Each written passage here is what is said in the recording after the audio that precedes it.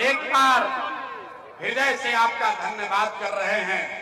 इतना गर्मी में रुआ सब अपना अपना घर से जा आई बनी 2-2 घंटा 3-3 घंटा समय निकाल के हमारा अपने जा बात रखे के रुआ अवसर देता नहीं।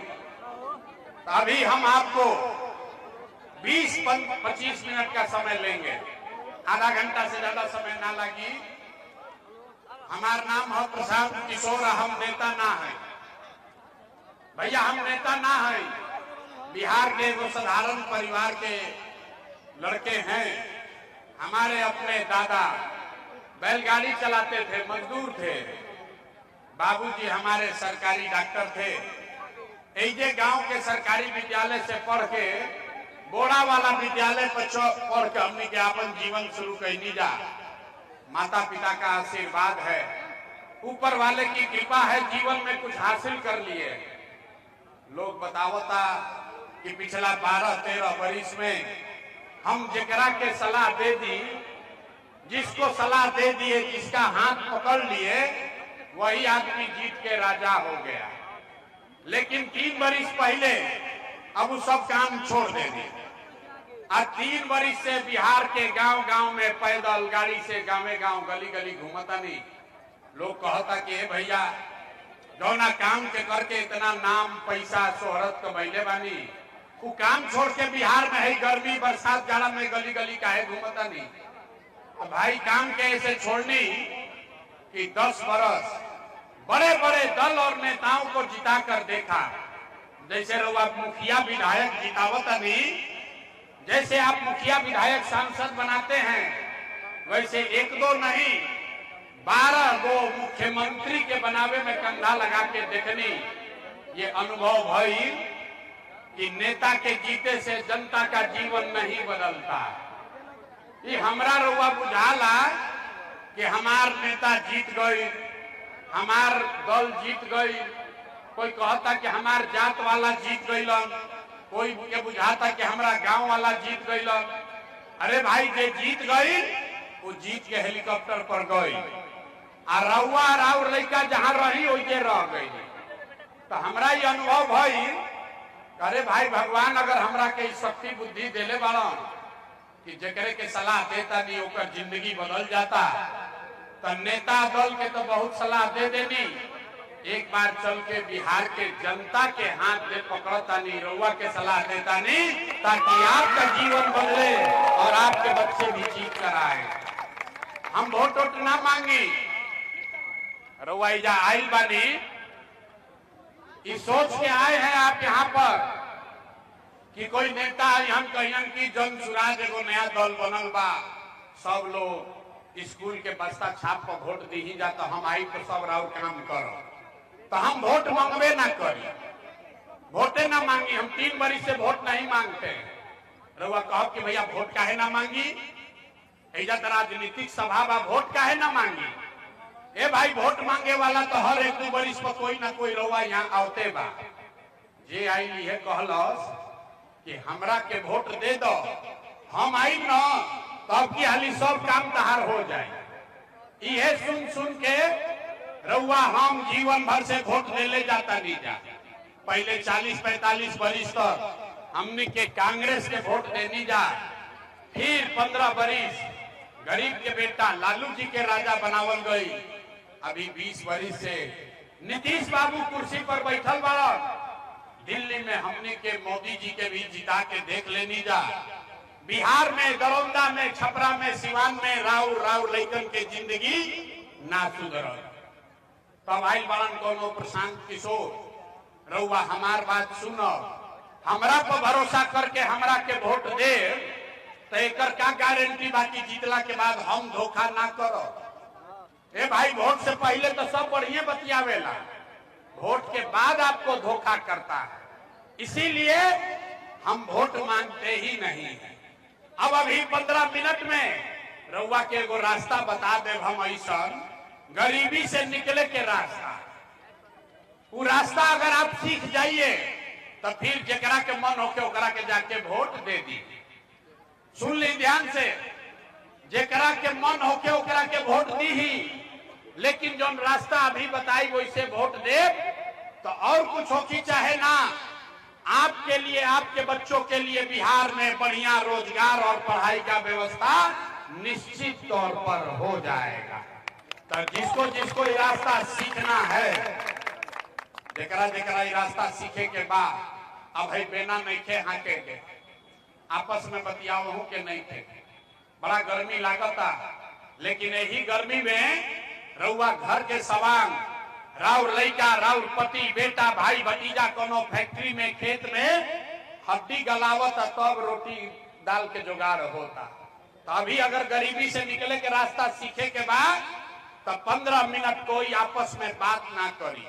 अब भाषण हो गई खत्म, 15 मिनट में 3 गो सवाल पूछो, रउआ खाली हाँ या ना कहे के बाद और अपना आंख के सामने देख के जाई, सीख के जाई कि राउर गरीबी बदहाली के कारण का बा, एकरा से निकले के रास्ता उपाय का बा। हमरा बात पर भरोसा नहीं के करे के, सबके अपना से समझे के बाद, आंख से देखे के बाद तब आगे बढ़े के बाद। तो सब आदमी के जब सवाल पूछब तो हाथ उठा के हाँ चाहे ना बोले के बाद। हाथ काहे उठावे के बाद? काहे से कि हाथे में सब कहानी बा। जेकरा के हथवा से बटन दबाई उहे राजा बनी। तो सब आदमी एक बार हाथ उठाकर बताएगा। आपके गांव पंचायत में, दरौंदा में, सिवान में और कुछ हो या न हो, आप सभी के बच्चों के लिए, आपके लिए बढ़िया पढ़ाई या रोजगार का व्यवस्था होना चाहिए कि नहीं होना चाहिए?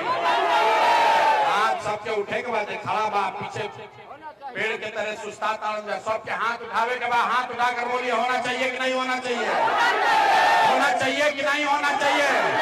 होके के चाहिए। ये भाई दरौंदा सिवान के आदमी कितना समझदार बा। सब आदमी बिना सिखैले अपने कहता कि ना भैया कुछ होके चाहे ना, पढ़ाई रोजगार तो हो कहीं के चाहे। हम ना सिखैनी, रउआ चाहे पढ़ल लिखल बानी की अनपढ़, अगड़ा बानी की पिछड़ा, महिला है या पुरुष, अमीर है या गरीब, युवा है या बुजुर्ग, हिंदू या मुसलमान, सबने कहा कि न भैया पढ़ाई या रोजगार तो हो कहीं के चाहे। इतना बात तो सबके बुझाता कि अगर राउर लड़का के रउआ अगर बढ़िया रोजगार हो जाए, पढ़ाई हो जाए, तो कोई मुखिया बने, कोई विधायक बने, लालू बनस, नीतीश बनस, मोदी बने, प्रशांत किशोर बने, अगर आपके बच्चे के लिए बढ़िया पढ़ाई रोजगार हो जाए तो आपका जीवन सुधर जाएगा। अब देखिए, आपके बदहाली का, बिहार के बदहाली का कारण आपको दिखाते हैं। सब आदमी एक बार अपने अपने बच्चों का चेहरा याद कर लीजिए। सब आदमी अपन अपन लड़कन के चेहरा तनी याद कर लीजिए और अपने बच्चों के नाम पर ईमानदारी से बताइए, आप में से किसने जीवन में एक बार भी अपने बच्चों के पढ़ाई रोजगार के लिए वोट दिया है? देखिए कैसे चुप, दरौंदा के 10,000 आदमी कैसे चुप लगाई बात। अभी कितना जोर से बोलनी है, ए भैया पढ़ाई या रोजगार होना चाहिए। अरे बाप रे बाप, ऐजा बैठ के गर्मी में कोई मुखिया के गरियावता, कोई लालू के, कोई नीतीश के, कोई मोदी के, कोई कांग्रेस के। अरे भाई रउआ तो अपना लड़का के पढ़ाई रोजगार खातिर आज तक वोटे ना देनी, तो दूसरा के दोष काहे देता नहीं? अब कोई खड़ा होके कही ए भाई हमनी से तो कोई पढ़ाई रोजगार खातिर वोट मांगे अबे ना कही, एकर का गारंटी बा कि पढ़ाई रोजगार खातिर वोट दिहल जाई तो मिली? बिहार में तो सब नेता चोरे बा, कौना नेता के वोट दिया तो पढ़ाई रोजगार मिली? हमरा से लिख के ली, वोट जेकरा के मन बा ओकरा के दे दी, पढ़ाई रोजगार मिलबे करी। हमरा बात पर भरोसा मत करी, 2 मिनट में जादू देखी, अपना आंख के सामने जादू देखिए कि आपके बच्चे को पढ़ाई रोजगार कैसे मिलेगा। सब आदमी के दूसर सवाल के जवाब देने के बाद सोचकर बताइए, आज तक आपने जिस नेता को वोट दिया, उन नेताओं ने आपका और आपके बच्चों का काम किया है कि नहीं किया है? बोले बनी हथवे में सब दम, हाथ उठाकर बोले के हाँ कि ना, जोर से बोलिए किया है कि नहीं किया है? ए भाई जोर से बोले के बाद किया है कि नहीं किया है? नेता लोग आप लोग का काम किया है कि नहीं किया है? नेता सब आपका काम किया है कि नहीं किया है? हाथ उठाकर बोलो भाई, किया है कि नहीं किया है? बात आगे ना बढ़ी, हाथ उठावे के पड़ी। हाथ उठाकर बोलिए, किया है कि नहीं किया है? किया है कि नहीं किया है? पलटिया जमत भाई, सब लोग देख ले लो, पूरा जवार देख लो, सब आदमी कहा है। अभी जादू देखिए, अभी जादू देखिए आंख के सामने। सब आदमी कहल कि भैया जौना दल के नेता के वोट देनी जा, आज तक हमनी के कोई कामे ना कैल, तो अब रुआ जादू देखी, हम गिनवावे शुरू करता नहीं। सही बात बोलो तो जोर से हाँ बोले के बाद हाथ उठा के, आ गलत बोलब तो ना बोल दे, बात खत्म होई। रउआ दिखी कि रउआ रोजगार पढ़ाई कैसे मिली। सब आदमी सोच के बताई। पूरा दरौंदा में, पूरा सिवान बिहार में बहुत सारे लोगों ने 5 किलो अनाज के लालच में मोदी जी को, भाजपा को वोट दिया है। तो बिहार में चाहे जितना चोरी भ्रष्टाचार बा, 1 किलो चोरी करके 4 किलो अनाज एजा के आदमी के मिलता कि नहीं मिलो? बोले के बाद मिलता कि नहीं मिलो? हाथ खाली लेके उठा के मुंह से बोले के बाद मिलता कि नहीं मिलो? अरे नेता सब इतना खून चूस ले बड़ा सन की मुंह से आवाज नहीं निकला। अरे 4 किलो अनाज मिलता कि नहीं मिलो? आपने हमने वोट दिया हिंदू मुसलमान बन के। सब हिंदू लोग कहल कि भैया हमार दशा कुछो होके पहले अयोध्या में राम जी के मंदिर बने के चाहिए। तो रउआ गांव में नाली गली ना बनल, स्कूल अस्पताल ना भई, आपको इंदिरा आवास नहीं मिला, लेकिन आपके वोट से अयोध्या में राम जी का मंदिर बना है कि नहीं बना है? अपना उठल, मंदिर बना है कि नहीं बना है? अब की हाली जवाब न दीजिएगा तो माइक रख के चले जाएंगे। रउए गर्मी नहीं खेला, गर्मी हमरो लागत था। सब आदमी को बोलना है मंदिर बना है कि नहीं बना है? आपने हमने वोट दिया नीतीश कुमार को। कई आदमी कहल भाई मोदी के ना दे, हम तो नीतीश के दे। नीतीश के राज में है बिजली पानी सड़क भइल बा। लालू के राज में बिहार में बिजली सड़क ना रहे, तो नीतीश के राज में इसी भ्रष्टाचार वाले बिहार में बिजली का बिल 1000 आए चाहे 2000, घरे घरे बिजली आया है कि नहीं आया है? आया है। आपने हमने वोट दिया सिलेंडर के लालच में मोदी जी के। सबे कहल कि अब सिलेंडरे पर खाना बनावल जाए, तो सिलेंडर के दाम 1000 हो कि 1200, घरे घरे सिलेंडर बटल बा कि नहीं के बटल? हाथ ना उठल, मोदी जी हफ्ता प्रचार करता है, अरे सिलेंडर बटा है कि नहीं बटा है? आपने हमने वोट दिया जाति के नाम पर। बिहार में आदमी कहेला जी ही चाहे मर जाए अपना जाते वाला के वोट दे। तो आपके जात के नेता ने आपके बच्चों के पढ़ाई रोजगार का बात नहीं किया, लेकिन जाति का बात और जाति का गिनती जनगणना पूरा बिहार में हुआ है कि नहीं हुआ है?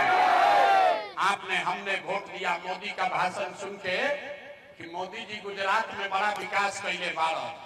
तो भैया मोदी गुजरात में तो विकास करता, पूरा देश का पैसा ले जाके गुजरात के गांव गांव में मोदी फैक्ट्री लगा रहे हैं, और पूरे बिहार से, सिवान से, छपरा से आपके हमारे बच्चे गुजरात में जाकर नौकरी मजदूरी कर रहे हैं कि नहीं कर रहे हैं? तो कौना बात को वोट देने की ना मिला?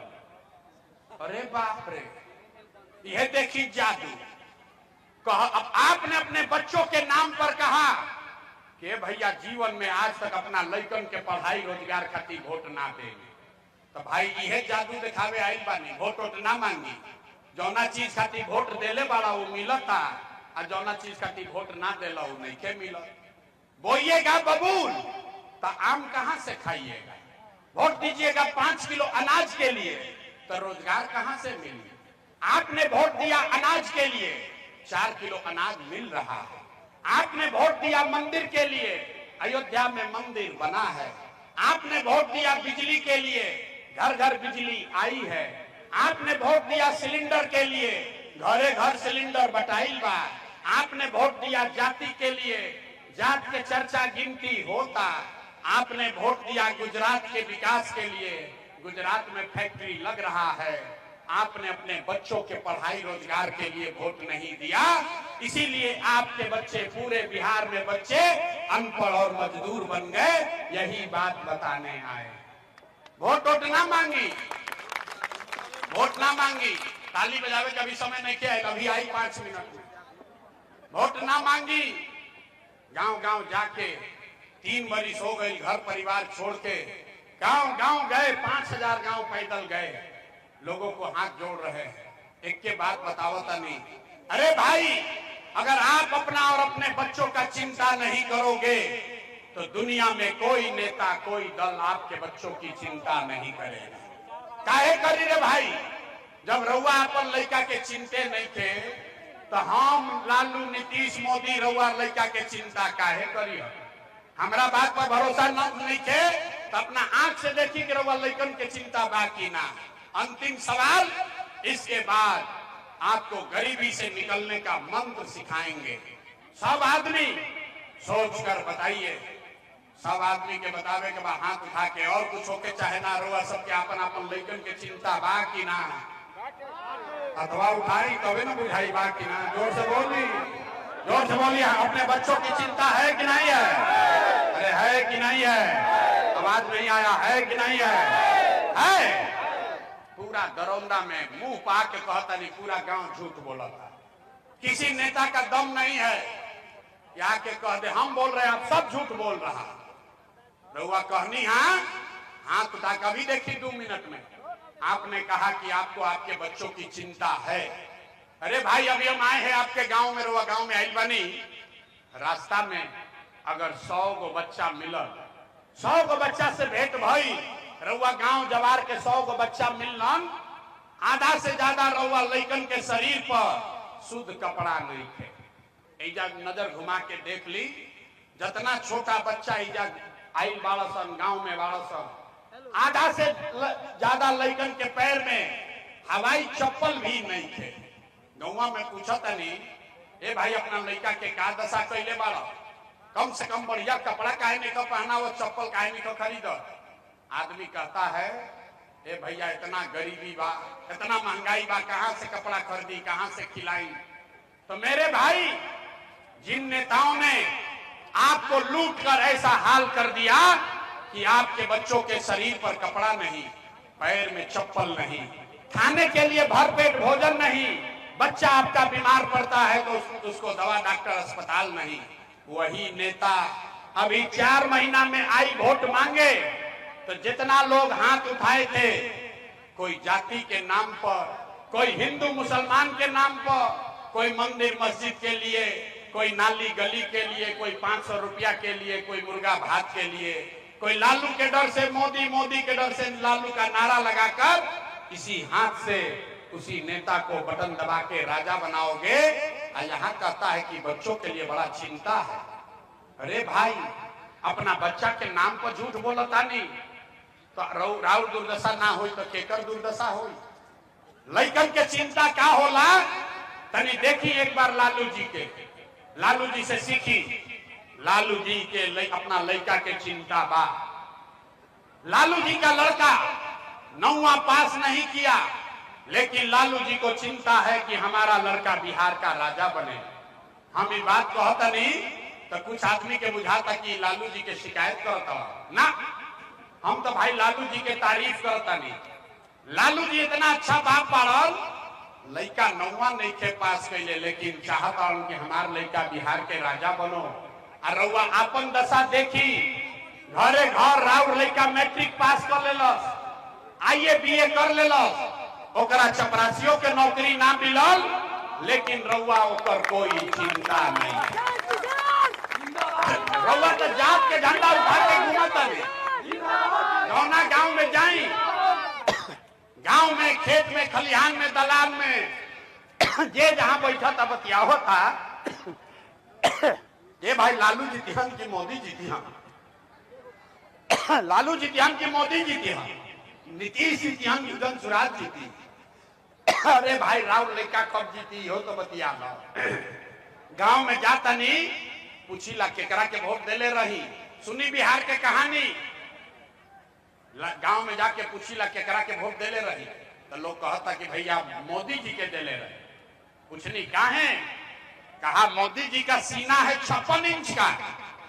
सुनी, दरौंदा के गांव में बैठ के रउआ ही बुझाता कि मोदी के सीना 54 इंच बाकी 56 इंच, लेकिन आपन लइकन के खैला बगैर सीना सिकुड़ा के 15 इंच भइल बा।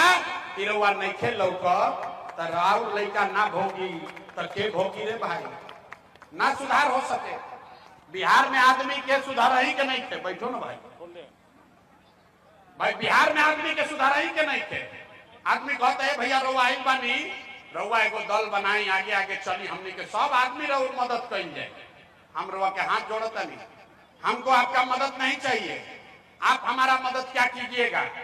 आप तो वो लोग हैं जो अपना बच्चा का मददे नहीं किए, हमार रउआ मदद करो।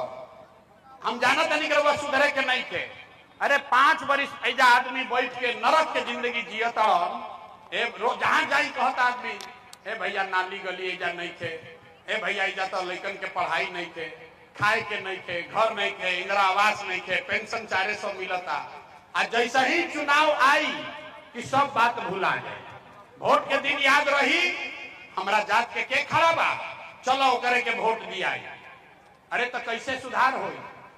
एगो प्रशांत किशोर आवस कि 10 प्रशांत किशोर आ जा, ऐजा सुधार होके वाला नहीं थे। जब तक आप नहीं सुधरिएगा तब तक कोई बिहार को नहीं सुधार सकता है, यही बात बताने आए। अब आपको एक हमारा मालूम है वो सुधरे के बानी ना, तरवा के एगो रास्ता बताई गई।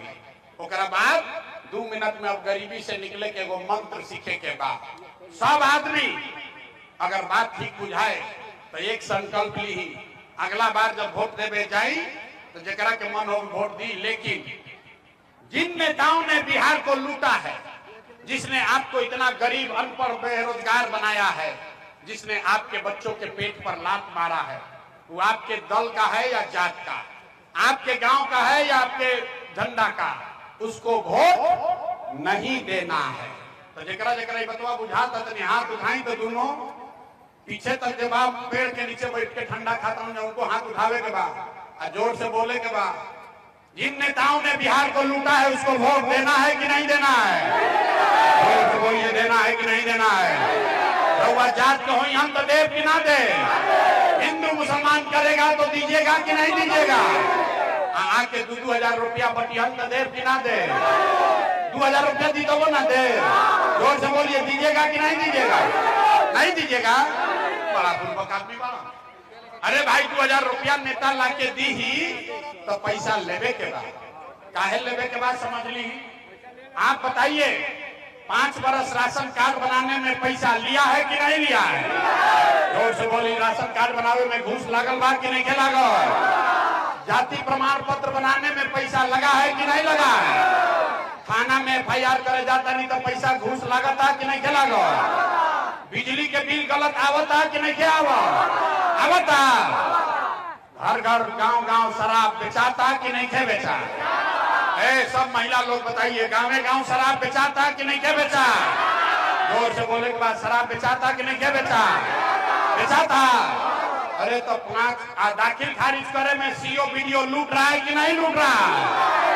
तो आप ही का पैसा 5 वर्ष लूटा है, अब भोटवा के समय आके 1000 रुपया दी ही तो अपने पैसा बा ले लेवे के बाद। लेकिन लेला के बाद एक संकल्प, एक मंत्र, गरीबी से निकलने का मंत्र याद रखना है।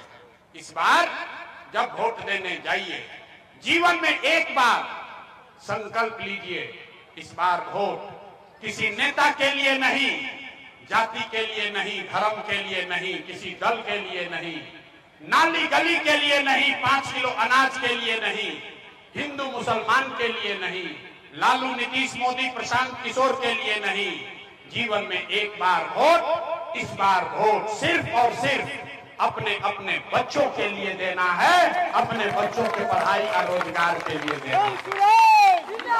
ताली नहीं के बजावे के, ताली नहीं के बजावे के, नारा मत लगाओ, नारा मत लगाए, हाथ उठाइए, मुट्ठी बांधिए और संकल्प लीजिए। मुट्ठी बांधने के बाद हाथ उठाकर संकल्प लीजिए, अपने बच्चों के लिए वोट देना है कि नहीं देना है? अपने बच्चों के लिए वोट देना है कि नहीं देना है? आधा आदमी के नाम बुझाई के बच्चा के लिए वोट देवे से का होई। हम बताओ तनी का हुई जादू देखी।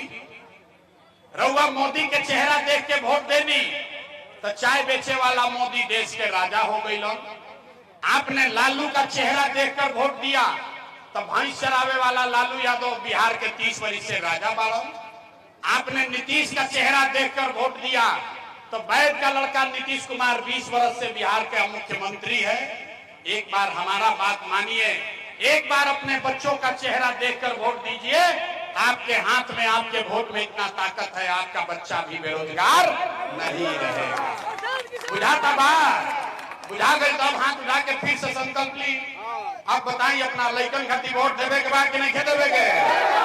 अपने बच्चों के लिए कि अपने जात के लिए? जोर से बोली, जात खाती कि अपना लड़कन खाती? ना आवाज ना आई, मुंह नहीं के कहने आदमी ना सुधरिए नहीं जा। जोर से बोला, बच्चन खाती कि जात खाती? अगर अपना बच्चों के लिए वोट दीजिएगा तो क्या होई? तो दिवाली छठ के बाद राउर गरीबी खत्म होके शुरू हो जाएगी। इस बार जब आप दिवाली और छठ मनाइएगा, अगर रउआ झूठा संकल्प नहीं की ले तो अब की हाली जब दिवाली और छठ मनाई तो आपके जीवन का, बिहार के बदहाली का ये अंतिम दिवाली और छठ होने जा रहा है। अब जिसको ताली बजाना है बजा लो, कब बजाए, अब बताइए कि कैसे। जोर से बजाइए ताली, कब बजाएंगे, कब बताइए कि कैसे गरीबी खत्म हो। छठ के बाद क्या हुई? छठ के बाद जब ये जनता का राज बनेगा तो इसका पहला संकल्प है, नाली गली बने चाहे मत बने, स्कूल अस्पताल जब बनी तब तो देखल जाए, लेकिन साल भर के अंदर, याद रखी, साल भर के अंदर जितना राउर घर के सवांग बेटा भाई भतीजा लोग गई बा बहरी नौकरी मजदूरी करे, ओकरा जौन जौन लड़का लड़की पढ़ के इजा बेरोजगार बैठल बा, ओकरा सरकारी नौकरी मिलो चाहे मत मिलो, लेकिन सभी के लिए कम से कम 10 से 12 हजार रुपया के रोजी रोजगार का व्यवस्था यही बिहार में साल भर के अंदर करके दे दिया जाए। होके के चाहिए? जोर से बोली, होके के चाहिए कि ना? या क्या आदमी के मुंह में आवाज नहीं थे? जोर से बोला, होके के चाहिए कि ना? होके के चाहिए। प्रशांत किशोर के बेटा के तिलक नहीं थे, ऐजा से उठ के जाए के बाद और अपना अपना पति के, बेटा के, भाई के सवांग के बोले के बाद, ये बचवा अब की हाली दिवाली में छठ में जब घरे आईब, अब की हाली दिवाली और छठ में जब घरे आईब तो 10-12 हजार रुपया के रोजी रोजगार मजदूरी खाती अब घर परिवार बिहार छोड़ के बाहर ना जाए के पड़ी। बुझा गई? बुझा गई? इसे राहत होई ना, सुविधा हो जाए ना। दूसरा बात, जिसका जिसका उम्र 60 वर्ष से ज्यादा है, रउआ घर में 60 वर्ष से ज्यादा उम्र के जे रहता, ओकरा के नीतीश कुमार देता 400 रुपया भीख जैसन पेंशन। तो तय भाई कि दिसंबर के बाद, छठ के बाद दिसंबर महीना से, कार्तिक महीना से रउआ 400 रुपया के भीख ना, 1100 रुपया पेंशन ना, 2000 रुपया के, जेकर जेकर उम्र 60 वर्ष से ज्यादा बा ओकरा 2000 रुपया के महीना के पेंशन सम्मान राशि के तौर पर दिया जाई। होके के चाहिए कि ना? होके के चाहिए। बुझा गई? हाथ उठा के बताई तो बुझाई कि ना? तो 10-12 हजार के रोजी रोजगार मिल जाई। बूढ़ आदमी के 2000 रुपया मिले लगी, उससे गरीबी थोड़े खत्म हो। गरीबी तब खत्म होई जब राउर बाल बच्चा, नात नाती, पोता पोती पढ़ के बढ़िया अफसर बनी। तो ओकरा खातिर तय भई कि जब ये जनता के राज बनी तो गरीब के बच्चा को, अभी जाता सरकारी विद्यालय में लड़का राउर पढ़े तो पढ़त नहीं थे, खिचड़ी खैलस घरे आ गए। तो तय भाई कि दिसंबर महीना से जब तक सरकारी विद्यालय नहीं सुधरेगा, आप अपने बच्चा को, नाती पोता को प्राइवेट स्कूल, अंग्रेजी स्कूल में भेजिए और स्कूल भेजने का फीस और खर्चा सरकार की ओर से दिया जाएगा ताकि गरीब से गरीब का बच्चा भी अंग्रेजी स्कूल में पढ़ सके। अब हथवा उठा के अपना लड़का का ताली तो बजा ला ताली, नहीं बजा, अपना लड़कन खाती तालियों नहीं बजा, सुधार हो जाएगी। ये तीनों काम हो तो छठ के बाद जीवन बदली कि ना बदली? जोर से बोलिए, होगा, बदलेगा कि नहीं बदलेगा? तो सब पाठ पढ़ लेनी, अब परीक्षा देवे के बारी बात सोच के बताई 5 किलो अनाज चाहिए कि लड़कन खातिर रोजगार चाहिए? जोर से बोले के बाद परीक्षा में फेल नहीं क्या होके 5 किलो अनाज चाहिए कि रोजगार चाहिए? अपना लड़कन खातिर पढ़ाई चाहिए कि जात चाहिए? जात चाहिए कि पढ़ाई चाहिए? लालू नीतीश मोदी के राज चाहिए कि जनता के राज चाहिए? जोर से बोलिए, जिसको लालू चाहिए लालू बोलो, मोदी चाहिए मोदी बोलिए। झूठ बोलिएगा पकड़ लेंगे। सोच सोच सोच के बोलिए, लालू नीतीश मोदी का राज की जनता का राज? लालू नीतीश मोदी का राज की जनता का राज? झूठ नहीं ना बोल रहे हैं? तो नीतीश कुमार रैयन की जय हो। जोर से बोलो, जितना महिला लोग हैं सबके बोले के बाद नीतीश कुमार रैयन की जय हो। नीतीश कुमार रैयन की जय हो। नीतीश कुमार रैयन की जय हो। अब मोदी आके कहियन कि नीतीश के वोट दे दो, तो दिया ही काहे ना दिया ही? अरे बड़ा पूर्वक आदमी है यार, समझो काहे नहीं दिलाएगा। अभी 2 मिनट में समझिए, जे मोदी के वोट दे ले बा भैया समझो। वोट बिहार के, तो फैक्ट्री बिहार में लागे के चाहिए कि गुजरात में लागे के चाहिए? सबके बोले बा मुड़ी में क्या हिलावे के? वोट बिहार के, तो फैक्ट्री बिहार में लागे के चाहिए कि गुजरात में लागे के चाहिए? बिहार में कि गुजरात में? जोर से बोलिए, बिहार में कि गुजरात में? जोर से बोलिए, बिहार में कि गुजरात में? अब जितना लोग मोदी के वोट देले वाला देखिए उनका मुंह कैसे सुखाई। जितना आदमी मोदी के वोट देले वाला जा मोदी मोदी मोदी मोदी करके, अब सबके बोले के बाद 15 बरिस में मोदी फैक्ट्री कहाँ लगैलन? बिहार में कि गुजरात में? चुप मत होइए, मुंह बोले के बाद खोल के, मोदी फैक्ट्री कहाँ लगैलन? बिहार में कि गुजरात में? जोर से बोलिए, बिहार में कि गुजरात में? बिहार में कि गुजरात में? अरे भाई, तो वोट बिहार में और फैक्ट्री लगी गुजरात में, चली ये मंजूर बा भाई? मंजूर है? नहीं है ना? हाथ उठाकर बताइए, नीति अब कोई मोदी कहने वोट दीजिएगा? हाथ उठाइए, झूठ मत बोलिए, कैमरा में रिकॉर्ड कराई। हाथ उठाओ भाई, मोदी कहने वोट दोगे? मोदी कहने वोट दीजिएगा? नहीं दीजिएगा? कितना दिन कल हिलाओ तो हम काहे कहे? हम सुधर, हम तो ऐसा ही रहो, बेचो वैसा ही कुछ चाहिए। अभी 5 बरिस हो, सोच कर बोलिए, मोदी कहने वोट दीजिएगा? मोदी कहने वोट दीजिएगा? ए भाई, मोदी कहला वोटे ना दे दो तो नीतीश कुमार तो गई लो। रैयन की जय हो। रैयन की जय हो। जोर से बोलिए, रहेंगे कि जाएंगे? नीतीश कुमार रैयन की जय हो। सुनाई नहीं दे, रैयन की जय हो। हाथ उठाकर बोलिए, रैयन की जय हो। टाटा बोलिए, नीतीश कुमार को रैयन की जय हो। रैयन की जय हो। नीतीश आ मोदी गईलन तो के बचल? अब बच गए लालू। कोई के लालू के ललटेन चाहिए? भाई जोर से बोलो, लालू का ललटेन चाहिए। अपहरण रंगदारी चाहिए। अभी मोदी वाला बोलत रही तो बड़ा मजा आवत रहे, अब ललटेन वाला देखी कैसे लुकाई बढ़ गया। ए भाई, लालू के ललटेन चाहिए? जोर से बोलो, अपहरण रंगदारी चाहिए। अपहरण रंगदारी चाहिए। मारकाट चाहिए ना चाहिए? तो लालू नीतीश मोदी तीनों चल गए तो के बचा? कौन बचा? लालू नीतीश मोदी तीनों गैलन तो बच गई जनता। जोर से बोलिए, लालू नीतीश मोदी तीनों गैलन तो के बचा? जोर से बोलो, कौन बचा? आवाज नहीं आया, कौन बचा? कौन बचा? आवाज नहीं आया। लालू नीतीश मोदी तीनों साथ, कौन बचा?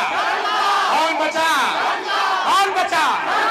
नवंबर के बाद राज के कर बनिए। लालू नीतीश मोदी का राज नहीं चाहिए, जनता का राज चाहिए। चाहिए कि नहीं चाहिए? चाहिए। हाथ उठाएं और बोलिए, जय बिहार। ना जोर से नहीं बोले, जय बिहार। जय बिहार। आदमी सुन के कहता, ए भाई, इतना बढ़िया बढ़िया बतियावत अपना खती का चाहता? आदमी गच्चा में पड़ोगा। ए भाई, ये सब नेता बा, कुछ अपना खातिर मांगबे ना कोई लोग, कुछ तो बात बा। कुछ आदमी कहता कि मुख्यमंत्री बने आई बा। अरे भाई, आप उनको ना जानते हैं, हम इतना छोटा सपना लेकर पैदा नहीं हुए। ये मुख्यमंत्री बने खातिर इतना पसीना नहीं बहाओ। ये पसीना इसलिए बहा रहे हैं, ये मेहनत इसलिए कर रहे हैं, ये सपना लेकर आए हैं। ये सपना लेकर आए हैं कि अपने जीवन काल में एक ऐसा भी दिन देखें जब हरियाणा, पंजाब से, महाराष्ट्र, गुजरात से लोग बिहार में, सिवान, छपरा में नौकरी मजदूरी करे आम, तब माना जाए कि बिहार में विकास हो। मंजूर बा? होगा के चाहिए ना। हम लोग से वोट मंगनी ना, पैसा चंदा ली ही ना। तो एक बार हाथ उठा के और कुछ ना, खाली जोर से हाथ उठा कर आशीर्वाद दीजिए। अगर बात ठीक बुझाई लोग तो सबके आशीर्वाद देने के बाद और जोर से बोलिए, प्रयास होना चाहिए कि नहीं होना चाहिए? बिहार में बदलाव होके के चाहिए कि ना होके के चाहिए? ये लालू नीतीश मोदी का झाड़ू मार कर हटाना चाहिए कि नहीं चाहिए? जोर से बोलिए, बिहार में बदलाव होना चाहिए कि नहीं होना चाहिए? जोर से बोलना है, बदलाव होना चाहिए कि ना होके चाहिए? तो करी ना प्रयास, करी ना प्रयास, करे ना प्रयास। और साथ बानो हाथ उठाकर बोलिए, आपका आशीर्वाद है ना?